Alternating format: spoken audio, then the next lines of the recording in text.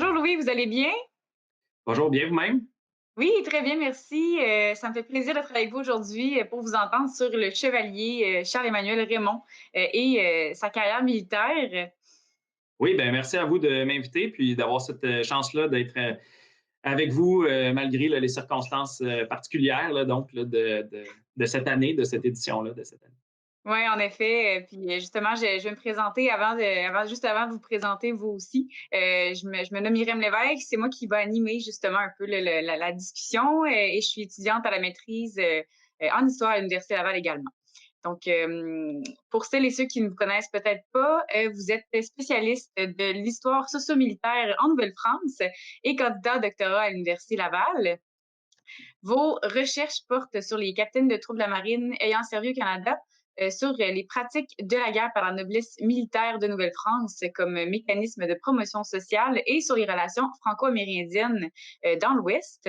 Et c'est un mélange, en fait, de tout ça qu'on va avoir l'occasion d'aborder aujourd'hui à travers la figure, justement, de Charles-Emmanuel de Raymond. Pour commencer, peut-être question d'introduire un peu le personnage. Qui est le chevalier Charles-Emmanuel Raymond? Oui, ben cet homme-là, en fait, c'est un Français. Il est né en 1702 dans la paroisse de Saint-Aignan, en Saintonge, qui est aujourd'hui là, la Charente-Maritime, et tout près là, de Rochefort, en fait, en France. Il appartient à la petite noblesse de province. Son père était fils de seigneur. Il est fils de seigneur, pardon, et son père était chevalier. Donc, c'est un titre qui va passer à son fils quand il va mourir. On ne sait pas grand-chose de sa jeunesse. On sait qu'il y a eu une éducation sommaire parce qu'il va faire beaucoup de fautes d'orthographe dans sa correspondance, même pour un homme du 18e siècle. Il va en fait là, passer au Canada, donc il va commencer sa carrière en 1722 avec les recommandations d'un homme puissant qui s'appelle Louis-Henri de la Tour d'Auvergne, qui est le comte d'Évreux, qui est également maréchal de camp. De Raymond passe au Canada avec les recommandations de ce puissant homme, malgré le fait qu'il vient d'une famille de la petite noblesse donc française. Il est officier donc dans les troupes de la marine, qui est le corps d'armée permanent au Canada, en Nouvelle-France, qui protège donc les colonies françaises. Alors là, d'officier, il faut le comprendre, était en fait le réservé à la noblesse. Donc, qu'elle soit grande là, ou petite. De Raymond va servir 12 ans de sa carrière dans ce qu'on appelle le pays d'en haut, donc qui est principalement la région des Grands Lacs au Canada, qui est partagée au Canada et aux États-Unis aujourd'hui. Et il va être commandant de plusieurs postes de traite pendant ces années-là, notamment celui du poste des Miamis dans la vallée de l'Ohio. On aura la chance d'en reparler un petit peu plus tard, mais très important. C'est un acteur clé de la crise politique qui va secouer la région de l'Ohio et qui va mener à la guerre de 7 ans à partir de 1754. Le chevalier de Raymond devient un membre de l'Ordre royal militaire de Saint-Louis durant sa vie. Donc, il acquiert un prestige assez important. Il a une carrière bien remplie grâce à ça, qui est une récompense en fait d'au moins une dizaine d'années de service. Et il va se distinguer donc durant la guerre de 7 ans, vers la fin de sa carrière. Montcalm là, va reconnaître son zèle, notamment à la bataille de Fort-Carillon en 1758. Et après la guerre de 7 ans, il va finalement repasser en France en 1760. Il va décéder en 1774 là, dans sa patrie, là, dans un petit village là, qui n'était pas Saint-Aignan, mais qui était juste à côté de Saint-Aignan, donc à 72 ans. Donc, voilà, grosso modo, là, le portrait qu'on peut donner de cet homme-là. Puis, est-ce qu'il y a déjà des études qui ont été faites justement sur sa carrière, sur sa vie, avant vous, en fait? Oui, absolument, sauf qu'évidemment, c'est pour ça que je me suis intéressé aussi à lui. Il y a des grands pans de sa carrière qui n'ont pas été abordés. Donc, on Mmh. connaît pas, même si on le connaît, on ne le connaît pas très bien. Donc, sa carrière dans l'ensemble n'est pas très bien documentée si on cherche ça là, d'un bout à l'autre là, de sa vie. C'est vraiment au travers de mes recherches à la maîtrise, au doctorat, en m'intéressant au rôle que ces officiers-là des troupes de la marine jouaient dans l'Ouest, que j'ai vu son nom apparaître souvent dans les sources, notamment là, durant la fameuse crise que je parlais tout à l'heure des années 40-50, qui va secouer donc l'Ohio, mais aussi la région du Pays d'en haut, donc où il y avait les postes de traite et où il y avait majoritairement une population autochtone qui desservait en fourrure les postes qui étaient en fait aux mains des Français. Son nom va donc revenir souvent. Par sa naissance française, malgré le fait que justement on le voit souvent, il n'aura pas le droit à de biographie complète. Il n'en existe pas sur lui. Il n'a pas le droit à une place dans le dictionnaire biographique du Canada, par exemple, parce qu'il est né en France. Souvent, c'est dans les anciennement, là, moins maintenant, mais autrefois, on cherchait les gens qui étaient nés au pays plutôt. Et donc, lui, ben, il est né en France, donc il n'y a pas de biographie dans le dictionnaire biographique du Canada. Et sinon, on va retrouver dans différentes études des petites notices biographiques de quelques lignes ou de quelques pages, donc qui font mention là, rapidement là, donc de sa vie. Donc, sa participation dans la guerre de 7 ans, et c'est souvent pas mal juste de ça qu'on va parler. Mais en fait, plutôt, ce que je veux dire, c'est qu'il est surtout connu des historiens pour une chose, le chevalier Charles-Emmanuel de Raymond, c'est qu'en 1754, il publie un document vraiment important qui est destiné au ministre de la Marine, qui s'appelle Le dénombrement de tous les postes du Canada. Et donc, ce document-là, qui est en fait très volumineux pour l'époque, est une critique virulente de l'inefficacité de l'organisation et de l'administration des postes de traite. Il propose ses observations pour remédier à ce problème. Sa stratégie, donc, pour contrer les commerçants anglais qui errent dans le pays d'en haut, qui essaient de pénétrer le commerce du pays d'en haut. Il présente là-dedans ses connaissances et ce qu'il a appris des mœurs et coutumes amérindiennes lorsqu'il était dans le pays d'en haut. Et donc, il va suggérer aussi du même coup des pistes de solutions pour améliorer les relations avec les alliés autochtones des Français. Et surtout, en fait, à la fin, ce qui est intéressant de ce document-là, une des choses intéressantes, c'est qu'il va s'attaquer à l'élite militaire canadienne qui possède, en fait, qui détient le commandement des postes dans l'Ouest. Il va même les nommer les commandants de faveur, donc des gens qui avaient l'aval du gouverneur pour obtenir donc ces postes lucratifs-là. Je vais revenir plus tard à propos de la valeur de ces postes-là. Et donc, c'est ça. Il s'attaque vraiment à l'establishment de la colonie qui aurait finalement, à la fin de ce mémoire-là, brisé sa carrière dans l'Ouest, donc dans le Pays-Land. Évidemment, quand on le lit, on comprend que ce n'est pas désintéressé. Hein. Si ces recommandations étaient appliquées, ça lui permettrait d'obtenir les meilleurs postes au détriment de ses adversaires. Donc, c'est jamais désintéressé, ce genre de document-là. C'est pas nouveau là, pour les historiens, des mémoires faits par des militaires notamment ou des fonctionnaires. C'est jamais, comme je l'ai déjà dit, ce n'est pas désintéressé, mais tout de même, on en apprend beaucoup sur la vie, la politique et tout ça de la période. Ce document-là, très important, justement, va être transcrit par Egidius Fauteux, qui est un historien là, des années 1920 dans le rapport de l'archiviste de la province de Québec. Ensuite de ça, dans les années 90, il y a un historien américain, en fait un professeur de langue, qui s'appelle Joseph Pizer, qui va transcrire et traduire le dénombrement, le document que je viens de parler, pour rendre accessible aux chercheurs américains l'expérience française sur le territoire. Mais ces transcriptions et traductions-là ne sont pas des analyses critiques. Hein. On fait juste le présenter, il y a quelques petits mots qui en parlent du fond, mais on transcrit surtout la forme du document. Donc, c'est possible pour les historiens de le consulter, mais il n'y a pas de compte-rendu critique là, donc, qui ont été faits de ces documents-là. Cependant, le professeur de langue française, Pizer, lui, va présenter, en fait, va présenter le texte et il va affirmer que pour que le chevalier de Raymond soit en mesure d'écrire un mémoire aussi volumineux, là, on parle là, de pratiquement une centaine de pages, il fallait qu'il y ait une connaissance de l'Ouest et du pays d'en haut vraiment importante. Donc, il fallait que ce soit quelqu'un qui savait de quoi il parlait pour écrire un tel document.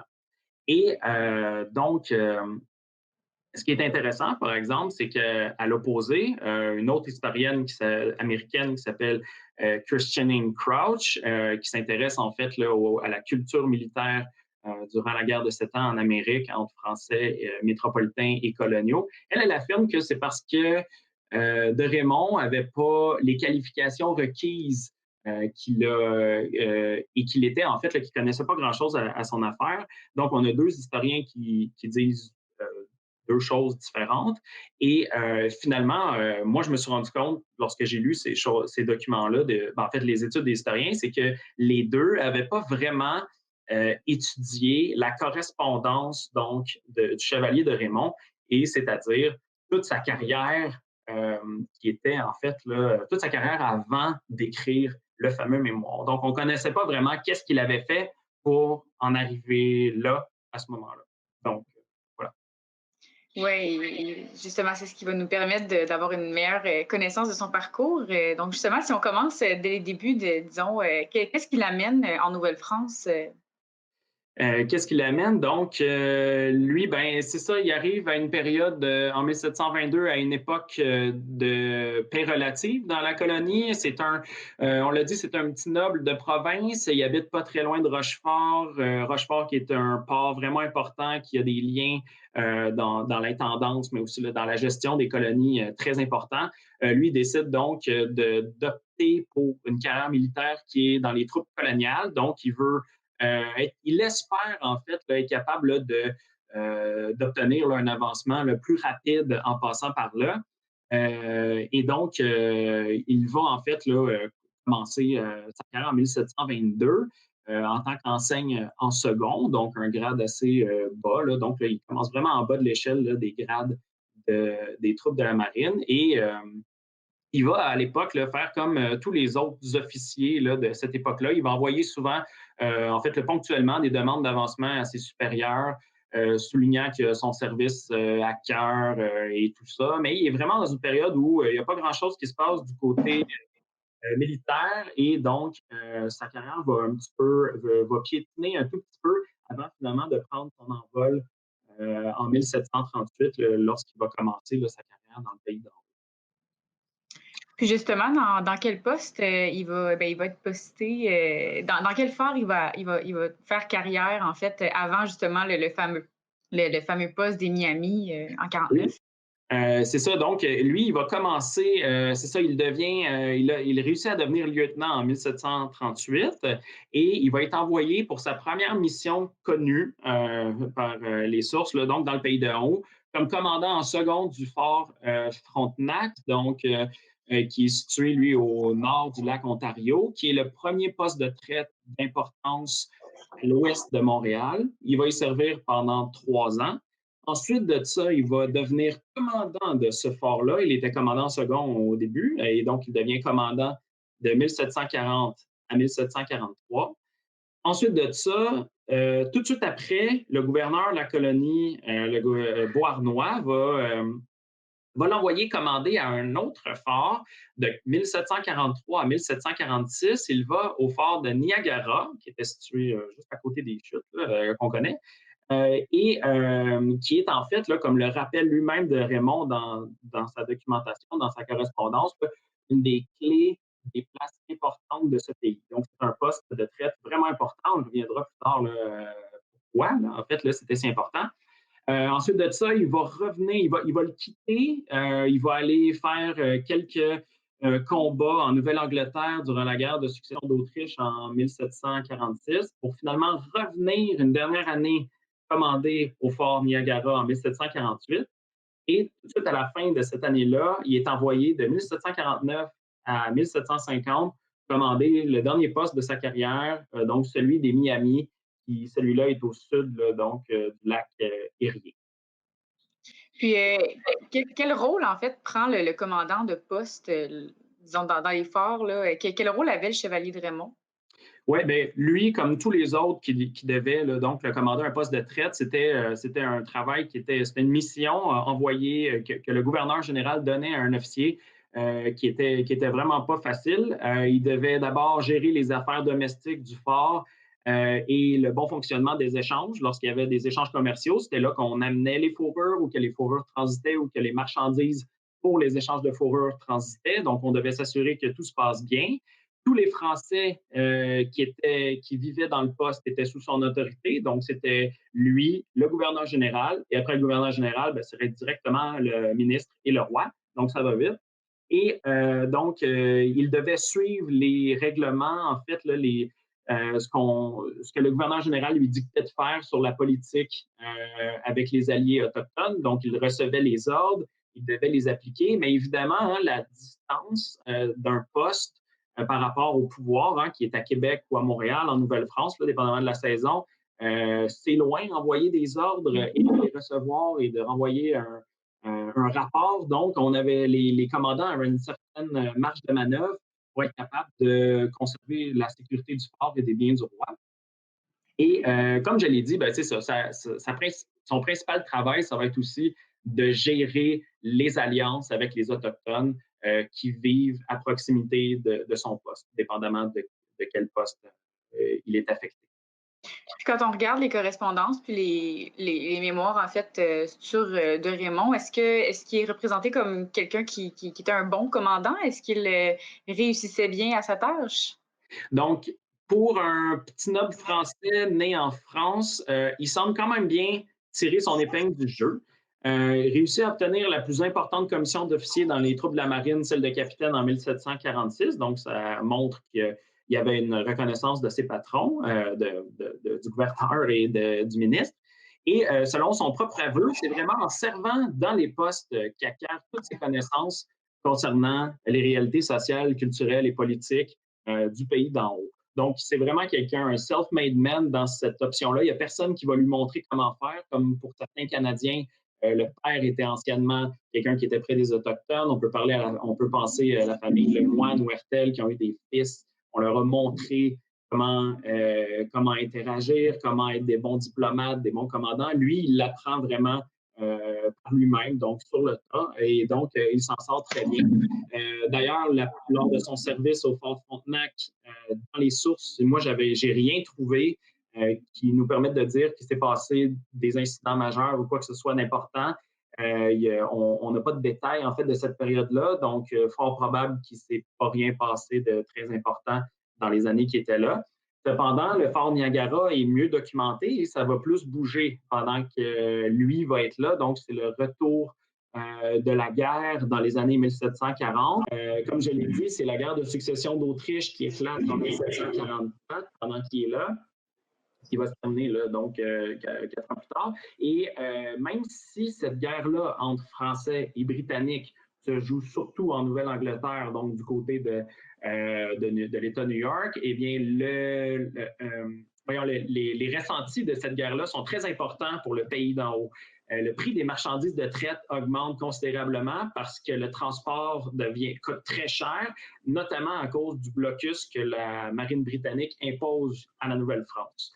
Ça fait en sorte que moins il y a de marchandises, moins on en a à offrir aux Autochtones qui donnent les fourrures. Et donc, ça sape le commerce des fourrures. Et s'il n'y a pas de commerce pour les Autochtones, il n'y a pas d'alliance non plus. Donc, les deux sont intimement liés. Et ce qui est important, donc, c'est d'avoir les deux. Le gouverneur, donc, va envoyer des lettres dans ces années-là au ministre pour dire envoyez-nous des marchandises le plus rapidement possible, sinon ça peut mettre en péril toute l'influence que les Français ont dans le pays d'en haut. Et ce qui se passe, c'est que finalement, on en envoie, le tout se calme un petit peu, mais finalement reprend quand même en 1747. Donc, en 1747, ce qui se passe, c'est qu'il y a des nouveaux chefs autochtones influents qui se nourrissent du mécontentement général qu'il y a dans la région des Grands Lacs, donc parmi les différentes nations qui sont là. Ils les invitent à déloger les négociants français de la région qui sont incapables de leur offrir des marchandises à prix intéressant pour leur fourrure en raison du blocus. Donc, on essaie donc de fomenter une rébellion contre les postes et les commandants français qui va finalement échouer. La plupart vont décider donc de laisser tomber ou vont se faire trahir par d'autres qui décident de rester dans le giron de la France. Deux grandes tentatives, notamment une à Michilimackinac, qui est un des postes dans le nord des Pays d'en haut, et l'autre à Détroit, vont échouer. Et cet événement-là, ce qui est important de comprendre, c'est que le chevalier de Raymond, lorsqu'il était commandant du fort Niagara, ben, il avait vu ce conflit-là venir. Quelques mois avant que ça se passe, il avait envoyé des lettres au ministre pour lui expliquer que s'il n'y avait pas plus de marchandises à offrir aux Autochtones, ça serait la révolte. Il y aurait une révolte et probablement qu'il y aurait tout passé donc, au fil de l'épée de la main donc, des Autochtones qui étaient là, qui préféraient finalement à la fin avoir de meilleures marchandises, donc à meilleur prix, en fait, des marchandises à meilleur prix des Anglais. Et donc, pour lui, il l'avait spécifié au ministre, la source du problème qu'il y avait à cette époque-là, c'était que les Anglais incitaient les Alliés à se liguer contre les Français en leur donnant des présents et des marchandises à des prix compétitifs. Et donc, l'autre chose qu'il avait vu aussi, c'est que tant que les Français pouvaient commercer dans un poste qui n'était pas très loin de celui de Niagara, qu'on appelle Chouagan ou Oswego en anglais, c'était deux critères qui faisaient en sorte que la stabilité du pays d'en haut était vraiment précaire, donc durant ces années-là. Et lui va voir les choses venir, il va envoyer des lettres au ministre, donc pour l'avertir de ça, et évidemment, là, il n'y aura pas de suite directement. Mais bref, quand même, c'était quelqu'un qui avait un flair déjà assez important de la situation géopolitique à l'époque dans le pays d'en haut. C'est pour ça d'ailleurs qu'en 1748, le gouverneur va le renvoyer une dernière année commandée au fort Niagara, où il lui demande en fait là, de faire la tournée des nations qui sont autour du fort pour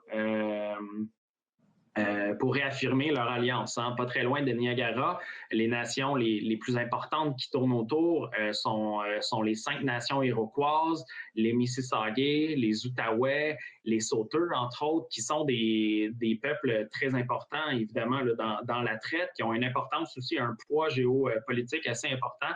Et donc, son rôle, ça va être d'aller, de s'assurer que les Iroquois vont rester neutres durant les conflits parce que c'était ça qui était supposé d'être leur rôle, en fait, là, depuis la paix de 1701 avec les Français. Les Iroquois étaient supposés être neutres durant les conflits. Durant la révolte de 1747, il y aurait eu un rôle à jouer dans les rébellions. Et donc, lui, il veut s'assurer qu'il reste neutre, disons, avec les Français. Et il va s'assurer du concours donc, des autres nations de la région, là, donc de Niagara.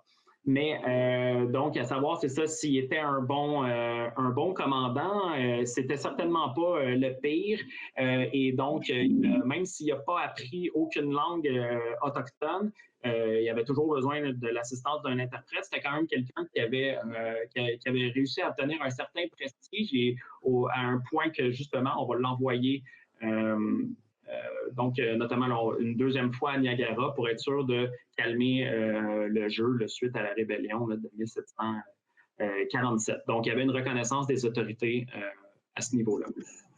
Mm-hmm. Puis, qu'est-ce qui pousse, en fait, quelqu'un comme le chevalier de Raymond à s'engager comme commandant d'un poste? En fait, est-ce qu'il y a des avantages à être dans ce poste-là? Oui, absolument. En fait,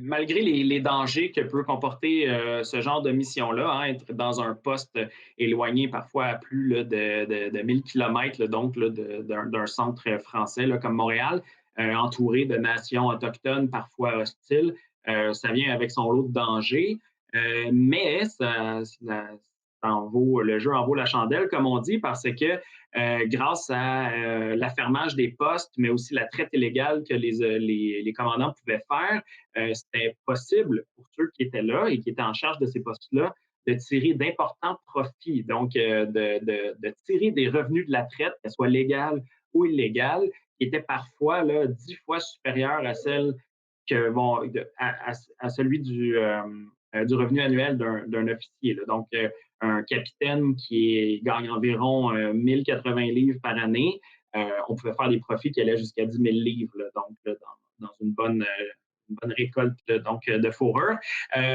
C'était donc toute l'élite militaire et sociale de la colonie, en fait, là, espérer un jour obtenir un poste comme ça allait leur permettre de faire fortune parce que sinon, bien évidemment, les seigneuries ne rapportaient pas beaucoup et donc la noblesse essayait de vivre selon son rang, donc avec un certain prestige. Il fallait qu'ils dépensent, qu'ils aient des grandes maisons et qu'il y ait un train de vie qui était semblable à celui de la noblesse, mais le seul moyen de l'obtenir, souvent, c'était d'avoir des liens avec le commerce des fourrures et donc pour plusieurs, c'était de passer comme commandant de poste de traite. Il y en a qui vont faire leur carrière que dans l'Ouest, dans toute leur vie, et qui vont tirer des grandes fortunes. Ils vont être dans les grandes familles de la Nouvelle-France, donc notamment grâce à ça, parce que les fils se partagent, les grandes familles canadiennes se partagent là, donc les postes de traite un petit peu partout là, donc, dans l'Ouest. Pourquoi Raymond, lui, il veut absolument un poste et qui, en fait, malgré le fait qu'il va être à Frontenac, au Fort Frontenac et à Niagara, ça ne fera toujours pas son affaire. C'est parce qu'il faut comprendre que ces deux postes-là, contrairement, en fait, il y en a un autre aussi, c'est celui de Toronto. Ces trois postes-là étaient des postes qui étaient détenus, en fait, par la Compagnie des Indes, qui avait un monopole et qui c'était eux qui fixaient les prix et qui faisaient en sorte que l'officier ne pouvait pas vraiment là, donc, là, tirer de profit là, de cette situation-là. C'est pour ça qu'il en veut un autre. Hein. Des fois, on pense notamment à celui du fort de la baie des Puants, qui était en fait là, pas loin là, du lac Michigan. Celui-là, c'était un des plus payants, mais lui, il souhaite avoir ce type de poste-là et c'est pour ça là, qu'il va constamment demander au ministre d'être affecté ailleurs. Il prend de l'expérience, il prend du galon en tant que commandant, mais il souhaite toujours obtenir un autre poste pour finalement là, en tirer profit. Donc, évidemment, comme toute sa vie, comme tout officier là, qui est dans l'armée, c'est jamais désintéressé comme ça. Et c'est pour ça qu'il va obtenir donc finalement un poste là, donc en 1749 là, qui est celui des Miamis. Puis justement, ce poste-là, vous avez mentionné que ça allait être son dernier, en fait, dans sa carrière. Donc, qu'est-ce qui mène à disons, cet échec-là, si on peut dire, étant donné qu'il était tellement habile comme commandant de poste? Oui, c'est ça, il s'en tirait assez bien, assez reconnu là, par ses supérieurs. On l'envoie donc en 1749, comme je l'ai dit, au fort des Miamis, qui est en fait là, un véritable cadeau empoisonné. C'est ça qu'on lui offre là, carrément. Pourquoi il s'agit de ça? En fait, c'est que moins d'un mois après son arrivée en fait, à ce fort-là, on est en 1749, hein, la guerre de 7 ans va commencer dans seulement 5 années, là, donc c'est vraiment collé dessus. Lui, il arrive au poste des Miamis, qui est au sud du lac Erie, et donc il arrive là et il fait état au gouverneur général des relations qui sont et des différends qui sont vraiment importants entre les Français et les différents villages Miamis qui gravitent autour du poste des Miamis. C'est pour ça qu'on l'appelle comme ça, c'est parce que c'est la nation autochtone des Miamis qui est dans cette région-là, donc qui est dans le nord de la vallée de l'Ohio, qui va devenir là, vraiment qui va mettre le feu aux poudres là, donc à la guerre entre la France et l'Angleterre quelques années plus tard. Et donc, comme je le disais, dans cette région-là, il y a un chef Miami qui s'appelle Memeskia, mais que les Français vont nommer la Demoiselle, qui lui s'établit plus au sud. Donc, c'est un Miami dissident qui va s'installer à la rivière à la Roche, qui est une rivière pas très loin de là, qui s'appelle, et le lieu s'appelle en langue Miami, c'est Pickawillani, donc la terre des cendres. Et lui, il s'installe là. C'est un Miami dissident qui décide de s'installer là pour se rapprocher des marchands anglais, qui ne sont pas très loin. Hein. C'est la colonie de la Virginie qui pousse donc là, de ce côté-là pour obtenir du commerce et des terres. Et lui, il s'installe là. En fait, le Memeskia, donc la demoiselle, s'installe là, ce qui fait pas du tout l'affaire des Français. Et le travail, en fait, la mission de Raymond, ça va être vraiment de tenter de ramener la demoiselle avec les Français, ce qui est pratiquement mission impossible à ce moment-là parce que rapidement, il va envoyer plusieurs rapports et il va obtenir plusieurs rapports de différents informateurs qui vont lui dire que la demoiselle, donc, est toujours, lui, il fait juste solliciter les autres Miami. Hein, il y avait d'autres Miami près du fort à venir s'installer avec lui à la rivière à la Roche et à être prêt à combattre les Français si jamais les Français leur demandaient de rester dans l'Alliance. Et donc, on comprend que rapidement, la rupture est consommée entre les Français et les Miami, donc de cette région-là. Et voilà, c'est ce qui amène en fait là, à la fin de ça, ben, il n'a pas réussi à les ramener du côté des Français et il va être destitué donc rapidement, donc même pas un an après être resté au fort des Miami, il va être destitué de ce poste-là. Et lui, pour lui, ça va être trop rapide. Il n'aura même pas eu le temps d'essayer finalement de le faire selon ses rapports, là, de ce qu'on comprend. C'est un petit peu ça qu'on y voit. Donc, il n'aura pas eu le temps de ramener ces Miami-là de ce côté-là.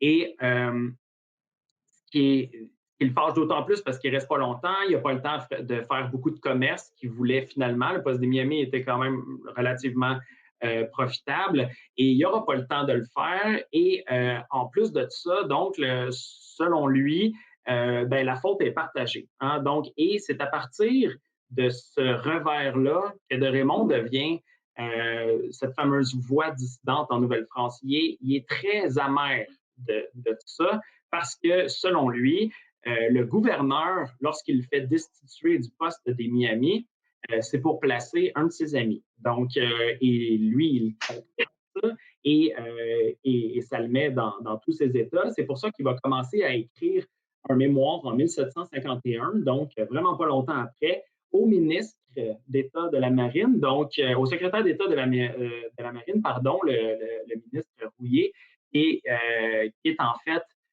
il va s'adresser directement à lui pour lui dire que le gouverneur général est incompétent, que c'est ses rivaux qui ont fait en sorte qu'il soit destitué, qu'il aurait eu le temps de ramener les Miami du côté des Français si on lui avait laissé le temps, mais que le gouverneur a préféré favoriser donc ses alliés, qui était en fait le Louis Coulon de Villiers. Il va s'attaquer aux compétences de cet officier-là, qui était quand même qualifié, mais qui était en fait du côté du gouverneur et pas du côté de Raymond. Et voilà, donc il va rappeler dans ce même mémoire-là de 1751 qu'il a fait économiser grandement au roi quand il était en charge des différents postes de traite, que 29 ans de service, ça peut pas être non reconnu comme ça. Il va faire des attaques contre ses adversaires, des dénonciations contre le favoritisme. Il va proposer des améliorations pour les relations avec les Autochtones. Et donc, on voit que tout de suite après cet événement-là, il commence à penser au fameux mémoire de 1754 que je vous ai parlé au début, le fameux dénombrement qui est bien connu des historiens. Donc, c'est vraiment quelqu'un qui comprend bien les mécaniques donc politiques et sociales du pays d'en haut et surtout, il y a une bonne compréhension de comment gérer les choses si on lui avait laissé la chance. Par exemple, ce qui nous prouve qu'il comprenait bien la situation, c'est que pour rétablir la situation dans la région de l'Ohio, ce qu'il proposait à l'époque au gouverneur, c'était de directement s'en prendre à l'anglais, donc aux Anglais. C'était à eux, c'était aux commerçants anglais qu'il fallait s'attaquer et pour les chasser du pays, tout en ne s'attaquant pas directement aux alliés autochtones, pour leur faire comprendre qu'ils ne sont pas les ennemis de ces Autochtones-là, mais bien leurs alliés.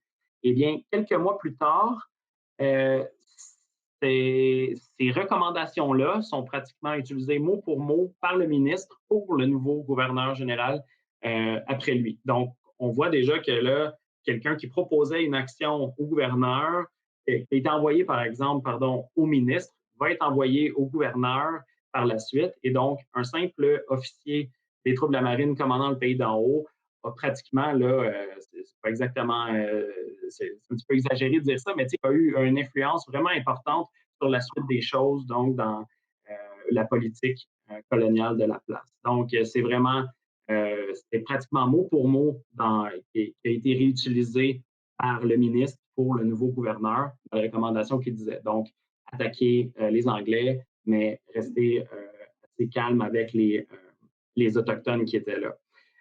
Une autre recommandation qui va avoir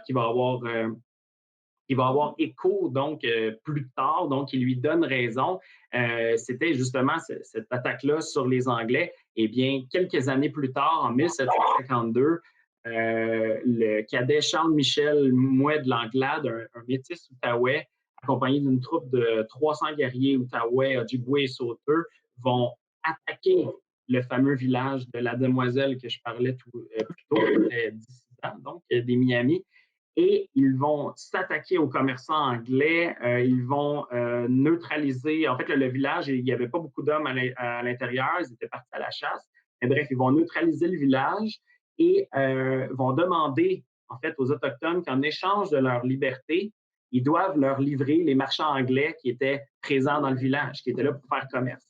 C'est ce qu'ils vont faire, parce qu'évidemment, ils ne sont pas en mesure de négocier, hein, ils ont les haches et les fusils donc, sur la tente. Et donc, ils vont leur donner donc les fameux marchands. Il y en a un de ceux-là qui était déjà blessé qui va se faire manger le cœur par les Outaouais. Et la demoiselle va finir, lui, un destin assez funeste.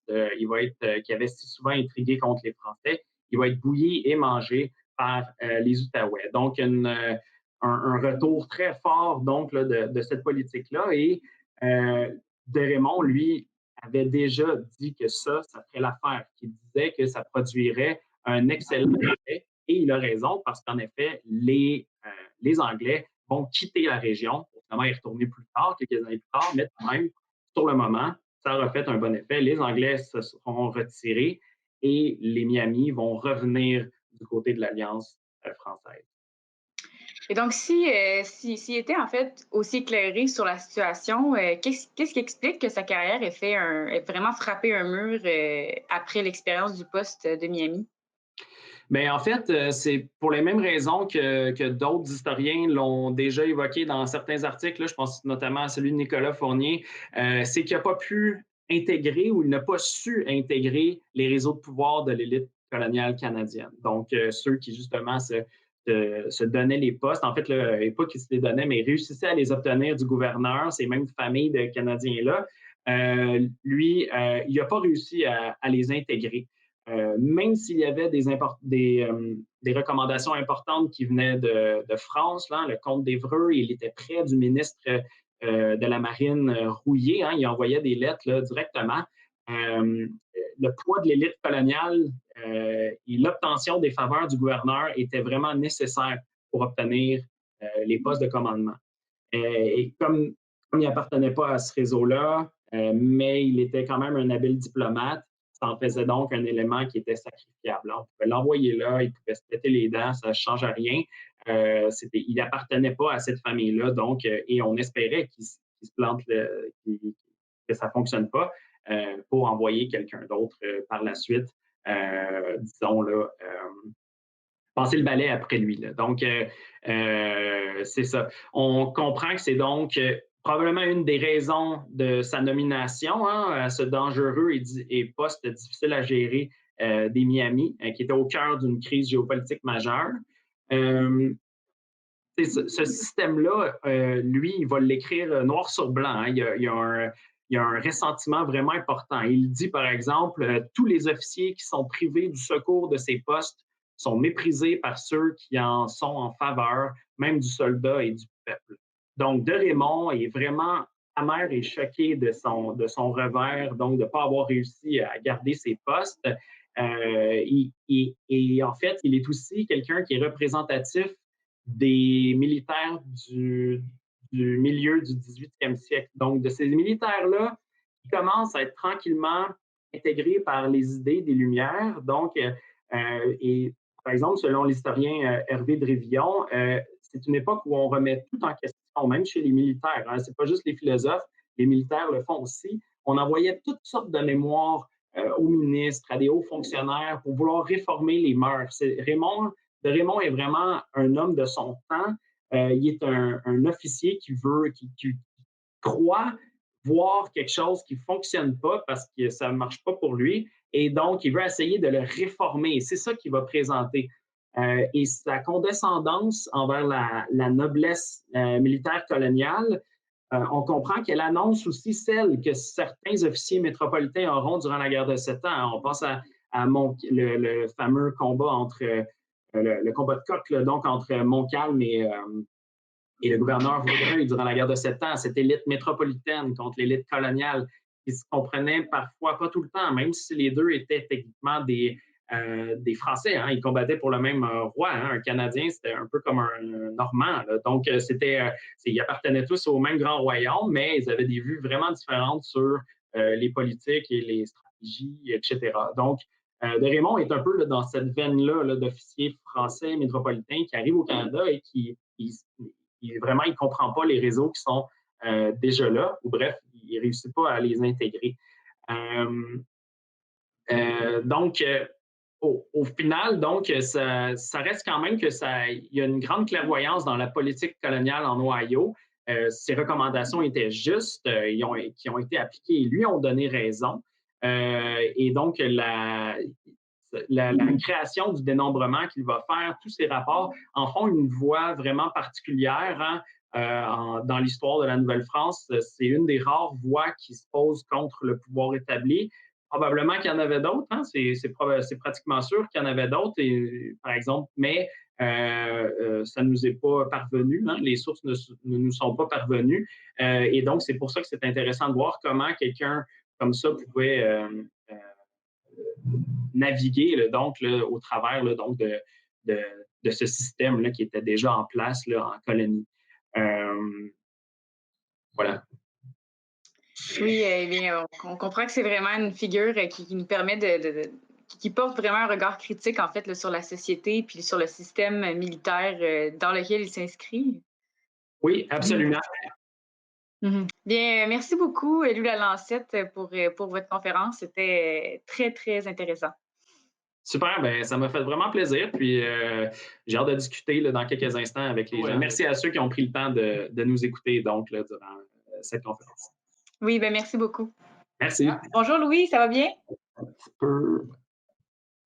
Allô? Allô, ça va bien? Ça va bien, toi? Oui, super, merci. Merci d'être avec nous pour la période de questions. Et puis merci aussi pour ta conférence. Je te le redis encore une fois, c'était très intéressant. Merci beaucoup. C'était bien le fun. J'ai bien du plaisir. Pour ceux et celles qui nous écoutent, si jamais vous avez des questions justement là, pour Lou Lalancette sur la conférence, n'hésitez pas à les écrire en commentaire. On a assez de temps là, devant nous pour les explorer. Mais d'abord, justement, moi, j'avais une petite question. Je me demandais si, en fait, les officiers des troupes de la marine, de manière générale, c'était des groupes qui étaient bien étudiés, en fait, dans l'historiographie, parce que justement, le chevalier de Raymond a été un peu une figure de l'ombre qu'on n'avait pas tant documenté, mais je me demandais si, de manière générale, les officiers, eux, étaient bien documentés. Oui, ben de plus en plus récemment, là, j'ai participé notamment à un projet dirigé par Marcel Fournier, qui regroupait des généalogistes, des historiens qui se sont penchés strictement sur ce groupe-là de militaires. Donc, une grosse étude là, qui est sortie là, avec 900 notices biographiques là, qui nous donnent là, les lieux de naissance, les grandes lignes là, donc de la carrière des officiers, mais aussi des informations, différents chapitres sur l'organisation de ce corps d'armée-là, leur formation, etc. Et donc, oui, c'est ça. Ben, puis moi, j'ai écrit justement un chapitre sur le rôle des officiers des troupes de la marine dans l'Ouest. Et oui, ils sont de plus en plus étudiés récemment parce que, et en fait, ils l'ont toujours été, les officiers des troupes de la marine, parce que la particularité de ce corps d'armée-là, j'en ai un petit peu glissé un mot là, avec le chevalier de Raymond, c'est que rapidement, en fait, les troupes de la marine arrivent en fait en colonie en 1683 pour défendre la Nouvelle-France des attaques iroquoises. Quelques années avant, il y avait eu le régiment de Carignan-Salière, mais le régiment est parti. Ensuite de ça, il y avait quelques soldats qui étaient là pour défendre la colonie, mais ça ne sera pas suffisant parce que les attaques iroquoises vont être de plus en plus importantes et donc la Nouvelle-France demande un secours de la France, donc pour les protéger. Et on envoie donc 3 compagnies au départ. Ça va être quelques compagnies d'une 50aine de personnes qui vont protéger la Nouvelle-France. Puis ensuite de ça, tous ces gens-là, tous ces soldats-là venaient de France. Donc, ils étaient recrutés en France, ils sont nés en France. Et pour toutes sortes de raisons, mais principalement pour éviter éviter des frais de transport, mais aussi pour donner, disons, du travail qui est à la hauteur du rang des nobles en Nouvelle-France. On décide d'ouvrir les commissions d'officiers très rapidement. 3 ans plus tard, là, après l'arrivée des troupes de la marine, les gouverneurs coloniaux souhaitent que ce soit en fait les jeunes nobles de la colonie qui investissent ce corps d'officiers-là. Et donc, ce qui se passe, c'est qu'en quelques générations, un corps d'armée qui était composé exclusivement de Français va être investi par toute la colonie, par des gens qui proviennent majoritairement de la colonie de la Nouvelle-France. Là, on inclut là-dedans Canada, l'Acadie, et puis la Louisiane et tout ça. Et puis, donc, rapidement, ils sont formés, ils sont faits de gens qui sont nés au Canada. Et c'est pour ça que les historiens ont toujours eu, les historiens canadiens et québécois ont toujours eu un certain intérêt pour ces gens-là, puisque c'était donc les fils là, du pays, donc qui étaient en charge, qui avaient des postes importants aussi dans l'armée. Ce sont eux aussi qui vont devenir, jusqu'à la fin de la Nouvelle-France, il y en a même un qui va devenir gouverneur général donc, de la colonie. Donc, il sera au sommet d'une carrière donc, bien remplie. Donc, voilà. Ah, mais c'est vraiment intéressant. Justement, comment on documente l'histoire des officiers des troupes de marine? Tu as mentionné justement la présence de correspondance et de publications de Raymond, mais pour les autres, quelles sources on peut être exploité en fait? C'est vraiment les officiers avaient en fait, pour solliciter des grades, souvent ce qu'ils faisaient, c'est qu'ils allaient écrire des dossiers, en fait, là, qui mettaient en valeur leur parcours. Donc, ça va être des documents qui vont être envoyés aux administrateurs, en fait, là, aux ministres et à tous ceux qui travaillent en France. En fait, c'est pour solliciter des postes, des avancements. Et souvent, là-dedans, on va avoir la description de tout ce qu'ils ont fait. Donc, c'était quoi leur premier grade, c'était quoi leur première affectation, dans quelle bataille ils se sont distingués. Je dis ça, mais il y en a qui souvent, il y en a qui sont détaillés, parfois il y en a d'autres qui ne sont pas détaillés. Et pour ceux qui sont moins détaillés, il faut aller grappiller à gauche, à droite, toutes sortes dans différents documents, donc des informations sur ces gens-là. Il y a eu plusieurs études là, dans les derniers 20 ans, là, 30 ans, qui ont été faites sur l'aspect social de ces gens-là. Donc, par exemple, c'est ça, d'où ils venaient en France, pour ceux qui venaient de France, même pour ici, ils étaient recrutés où? C'était des gens qui étaient affiliés à quelle famille, c'était quoi leurs comportements sociaux, ils se mariaient avec qui. Donc, comme les officiers appartiennent tous à la noblesse, c'était vraiment une clique assez fermée de gens qui se mariaient ensemble. Un officier allait marier souvent la fille d'un autre officier. Et voilà, donc c'est comme ça qu'on tissait des liens assez serrés et que ça a créé une sorte là, de clique, là, donc là, vraiment importante là, que de Raymond n'a jamais réussi à percer. Donc, c'est comme ça que lui, il ne s'est pas marié. On ne sait pas pourquoi il n'a pas été capable de se greffer à ça, parce qu'il y en avait des Français qui arrivaient plus tardivement dans l'histoire de la Nouvelle-France qui se sont intégrés à ces réseaux-là, mais lui n'a jamais été capable de le faire. Et donc, oui, donc les sources sont vraiment diverses. Si on s'intéresse, par exemple, à leur comportement, par exemple, dans leur société, il y a des études qui ont été faites sur dans les archives judiciaires. Hein, qu'est-ce qui les implique là-dedans? Il y en a qui font des duels, il y en a qui sont pris qui vont en prison pour ça. Donc, il y en a qui sont même presque exécutés. Là. Je ne suis pas exactement sûr, mais bref, il y a des poursuites qui sont reliées à ça. Donc, oui, il y a vraiment beaucoup, beaucoup de sources quand même pour ces gens-là. Et la principale raison pour ça, c'est parce que, je l'ai déjà dit, mais je le redis, donc, c'était des gens qui appartenaient à l'élite sociale de la colonie, des gens donc qui avaient qui avaient une certaine éducation et qui avaient le pouvoir aussi de laisser beaucoup de traces derrière eux, de sources derrière eux. Hein. C'est pour ça souvent que les historiens, on n'a pas le choix de travailler avec ce que le passé nous a laissé. Et souvent, ceux qui nous ont laissé le plus, ce sont les gens de l'élite. Hein. C'est pas le petit paysan donc qui était analphabète qui va écrire ses mémoires. On les a pas. Ça va être par d'autres sources, par d'autres types de méthodologies qu'on va être capable de comprendre un peu sa vie. Mais pour les militaires, comme ça, les officiers, la chance, c'est que beaucoup écrivaient, donc soit pour le travail dans le cadre de l'armée ou pour simplement c'est ça, laisser un passage, laisser une trace. Donc, un groupe qui a finalement été très bien documenté là, sous tous ses aspects, finalement. Oui, c'est ça, quand même assez. Il en reste encore là, quelques-uns, mais oui, de plus en plus, là, on les comprend de mieux en mieux grâce à toutes ces études récentes-là là, qui ont été faites. Là, parfois des plus pointues sur certains de ces hommes-là, parfois sur des études plus générales, là, donc là, qui prennent le groupe là, comme un groupe social en particulier. Donc, oui. On a une question d'Émilie Guilbeault-Caillé qui demande comment s'établissent les relations diplomatiques entre les commandants de poste et les groupes autochtones sur le terrain. Vous avez mentionné que c'était vraiment leur principale fonction, en fait, quand ils étaient en poste. C'était justement la diplomatie avec les alliés autochtones. Et donc, quelles stratégies, disons, sont utilisées par les officiers comme Raymond pour justement faire des alliances ou garder les bonnes relations? Oui.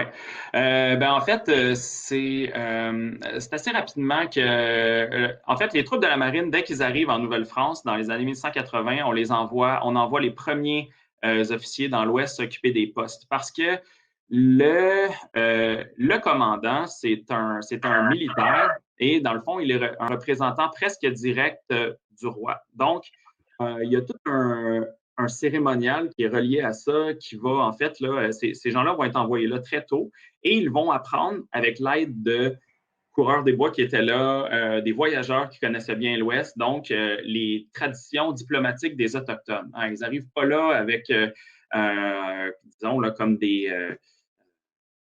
avec leur tambour pour imposer et leurs épées pour imposer des choses aux Autochtones. Dans l'Ouest, principalement, si on pense à la région que je parlais dans ma présentation, les Français sont minoritaires. Hein. Donc, c'est une situation là qui est intéressante parce que les Français vont devoir se plier, dans le fond, aux exigences diplomatiques que demandent les Autochtones pour faire commerce, pour faire des alliances. Donc, c'est différentes générations d'hommes français, donc dans l'Ouest, qui vont apprendre ces rituels-là. L'échange de wampum, les fêtes, le don, c'est vraiment tout, disons, là, un pan là, de l'histoire ethnologique là, qui est vraiment intéressant, là, assez bien documenté d'ailleurs. Et donc, les officiers, eux, par l'expérience souvent parfois de leur père ou de gens de leur famille, vont apprendre ces méthodes-là pour être capable de, disons, là, faire valoir leurs points ou obtenir, donc, là, avoir des négociations donc, avec les Autochtones. Ceux notamment qui sont, par exemple, des champions là-dedans, on pense à la famille Lemoine, donc Charles Lemoine, qui est un des fondateurs, un des premiers colonisateurs de Montréal, lui, il va devenir, lui, il va avoir plusieurs fils. Okay? Lui, et d'un, il se fait capturer par les Iroquois quand il est jeune, il apprend leur langue, il apprend donc leur culture en étant captif là-bas. Il revient dans la colonie et il devient un médiateur entre les Français et les Iroquois. Ensuite de ça, il y a des garçons. Et là, ces garçons entreprennent des carrières dans les troupes de la marine pour plusieurs. Hein, Carloman d'Iberville, Bienville et un autre bien connu qui s'appelle Paul Lemoine de Mercot, qui lui va jouer un rôle important là, dans les négociations de paix de 1701. Eh bien, le père va transmettre au fils qu'est-ce qu'il faut faire. Donc, le savoir diplomatique, donc les rituels à respecter. C'est comme ça que va se transmettre d'ailleurs cette sorte de spécialité-là auprès des Français, auprès de l'élite canadienne. Donc, ce sont eux qui vont déterminer ça par expérience. Il n'y a pas d'école hein, pour devenir diplomate auprès des Autochtones. On l'apprend comme ça. Et de Raymond, lui, fait partie des officiers qui se font sûrement enseigner ces choses-là par des intermédiaires. Je l'ai dit, lui, il y a un traducteur avec lui. Donc, c'est sûrement lui qui lui apprenait donc ce qu'il fallait faire donc pour compléter des alliances, donc fumer le calumet de la paix, donner des cadeaux, recevoir les cadeaux, et donc c'est tout un système vraiment complexe qui était très différent aussi d'une nation à l'autre. Hein, ça changeait, c'était pas la même chose chez les Iroquois que les Algonquins, les Miamis, ou plus loin encore si on allait dans l'Ouest, donc chez les Sioux. Donc, c'est vraiment une expertise qui va être importante pour les officiers des troupes de la marine parce que c'est eux qui doivent mener ces négociations-là qui vont parfois tourner vraiment mal. Hein. Il y en a des officiers qui arrivent là, ils pensent qu'ils sont justement, c'est l'image du colonisateur là, qui impose sa volonté là, aux Autochtones, mais il y en a qui même, il y a des épisodes où ils sont tués parce qu'ils pensent que ils ont raison ou ils n'ont pas respecté donc les codes. Donc, il y a toutes sortes d'histoires comme ça. Voilà. Je ne sais pas si ça répondait à la question. Oui, ben, j'imagine que oui. En tout cas, c'est vraiment, je trouve que c'est super intéressant de voir justement là, ce qui se passe sur le terrain, puis toute l'adaptation des Français qui n'ont pas le choix, en fait, là, pour bien construire ces alliances-là. Oui, ben en fait, c'est ça qui est particulier aussi disons, là, de l'histoire coloniale française du 17e et du 18e siècle, c'est que c'est le genre d'échange, donc, qui est pas nécessairement là, c'est pas le même genre de relation qu'ils auront développé avec les Autochtones que d'autres nations européennes vont avoir fait. Donc, les colonies anglaises n'auront pas ce genre d'échange-là avec leurs militaires et les Autochtones. Les Autochtones des postes avaient échangé avec les Français.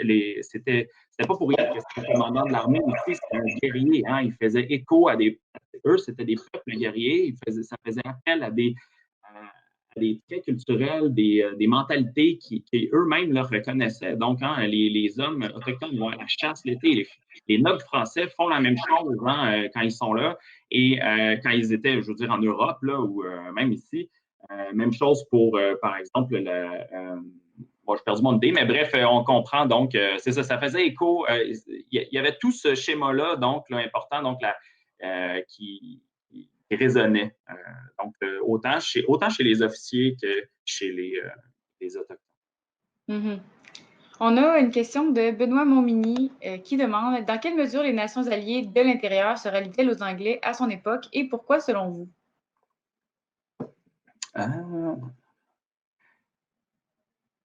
OK. En fait, je l'avais un petit peu expliqué donc dans toute la crise donc là, qui débute avec la guerre de succession d'Autriche. Il y a de moins en moins de fournitures qui sont envoyées en Europe. Les Français ont, disons, là, un petit peu de retard par rapport aux Anglais avec la qualité des marchandises qui sont envoyées dans l'Ouest. Et donc, les coûts sont plus chers, il y en a moins à cause de la guerre notamment. Et c'est ce qui, dans les années 1740, à la fin des années 1740, incite beaucoup de nations à vouloir se dire c'est quoi, on pourrait avoir, nous, les Anglais qui ne sont pas très loin, là, qui commencent de plus en plus à venir près de nos terres, nous offrent des marchandises, hein, du tissu notamment, là, donc là, qui est de meilleure qualité et qui coûte moins cher. Hein. Donc, c'est souvent, ça va être pour des raisons très pragmatiques là, et économiques que les Autochtones vont décider parfois là, donc, là, de se tourner vers les Anglais à cette époque-là pour obtenir, en fait, là, pour quitter même l'alliance avec les Français. Et la particularité de ce que j'expliquais tout à l'heure avec l'épisode de Pickawillani, lorsque les Français vont aller attaquer le village des Miamis pour les forcer à revenir dans l'Alliance, c'est qu'ils commencent à être un petit peu, pas désespérés, mais disons qu'ils voulaient, c'était la première fois que les Français utilisaient la force pour justement forcer leurs anciens alliés autochtones à rester dans l'Alliance. Autrefois, c'est avec les négociations qu'on va réussir toujours à les ramener. Les Français ont un rôle particulier au sein de l'Alliance autochtone. On les appelle en fait, le gouverneur général, son surnom, c'est Onontio, ça veut dire la grande montagne, ça vient de l'époque du premier gouverneur général de la colonie, un des premiers qui était Charles Huot de Montmagny, donc la grande montagne. Et le rôle du gouverneur général, c'est d'être un médiateur parmi toutes les nations des Grands Lacs. Donc, lui, il n'est pas supposé de faire la guerre à aucune des nations. Lui, il promet en fait de toujours donner des marchandises à ses enfants qui l'appellent. Et là, je dis ça parce que c'est des relations. C'était pas une relation, là, donc vraiment là, de père en fils. C'était plutôt, c'est selon donc en fait là, des codes culturels autochtones que celui qui négocie, qui est médiateur dans l'alliance, doit fournir dans le fond là, des marchandises à ceux qui sont dans l'alliance, et aussi il doit les protéger militairement.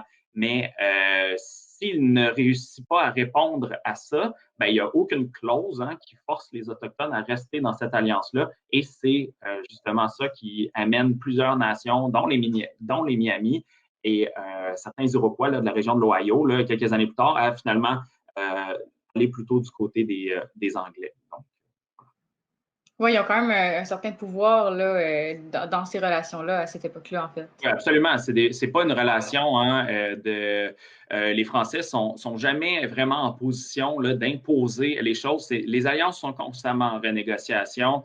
C'est pas quelque chose qui est acquis, qui est jamais acquis en fait. Là, il y a certaines nations qui vont être plus fidèles que d'autres dans le sens d'une longue relation avec les Français depuis les débuts de la colonisation. Mais en général, pour les Grands Lacs, là, c'est toujours une espèce de petite poudrière qu'ils doivent contenir parce que le renversement des alliances peut se faire relativement facilement s'ils ne réussissent pas à eux, les Français, donc subvenir là, aux échanges. Mm-hmm. Ah oui. Et René Baudin, en fait, demande par rapport au réseau, justement, que Charles de Raymond ne peut pas s'insérer à l'intérieur, on peut dire ça comme ça. Oui, oui, Peut-on oui. parler de clientélisme en rapport avec sa difficulté d'intégrer les réseaux canadiens? Oui, oui, absolument. C'est ce que c'est. En fait, là, c'est du clientélisme, l'élite coloniale. En fait, le clientélisme, on peut percevoir ça comme quelque chose d'un petit peu négatif aujourd'hui, mais à l'époque, c'était vraiment là, comme ça que ça fonctionnait en Europe moderne. Donc, c'était des échanges de faveurs et on appartenait à des réseaux de sociabilité et d'échange de services. Et l'armée n'y échappait pas. Et même, justement, la colonie au 18e siècle va être de plus en plus. Je l'ai dit, l'armée est investie par en fait, l'élite dans l'armée est investie par des Canadiens. Ce sont des gens qui sont ici, ce sont des gens qui se connaissent tous, qui sont mariés entre eux. Ces gens-là qui sont militaires sont également mariés à des marchands qui font la traite des fourrures. Donc, c'est comme ça que et qui possèdent les terres. Et donc, cette élite-là, donc, et oui, en effet, est complètement les postes qui sont donnés à ces commandants-là dans l'Ouest, c'est du clientélisme. C'est ça qui dénonce Raymond dans son mémoire. Lui, il est en beau fusil parce qu'il peut pas, il est pas là-dedans. Il n'a pas réussi à les intégrer, ces réseaux-là. Mm-hmm. Il y a vraiment donc des postes qui sont plus prestigieux, disons, que d'autres. Oui, les postes de traite, tu veux dire? Oui, je veux dire, disons, Ouais. les emplacements là, des postes. Oui, ben en fait, c'est surtout qui sont plus payants ou plus intéressants, disons, que d'autres. Comme je disais, Niagara, les postes que Raymond va avoir, Niagara et Frontenac, c'est des postes qui sont contrôlés par la Compagnie des Indes. Donc, l'officier n'a pas vraiment son mot à dire. En fait, c'est très difficile pour lui de faire de la traite légale ou illégale là, dans ces postes-là. Et donc, dans d'autres postes dans l'Ouest, plus on va loin, plus la main des autorités est moins importante. Donc, c'est plus facile d'aller de tirer profit là, pour un officier là, donc, dans les postes qui sont plus vers l'Ouest. Voilà. Mm-hmm. En tout cas, merci beaucoup, Louis Lancette, pour avoir répondu à toutes nos questions. C'était très Merci pour les éclairant. questions. C'est des bonnes questions. Oui. Puis merci aussi à ceux qui nous écoutent. Puis justement, là, en ce moment, il y a une conférence qui a lieu à la Maison de la littérature sur justement la vulgarisation historique pour les plus jeunes. Donc, si jamais vous voulez changer de poste juste après, ben, on vous encourage. Et manquez pas aussi à 15h30 la table ronde sur le FLQ c'est un incontournable, je pense, pour l'édition de cette année. Donc, en tout cas, merci encore à toi, Louis, pour nous avoir accordé ce temps-là. Ça fait plaisir. Merci à vous. Merci. OK, bye.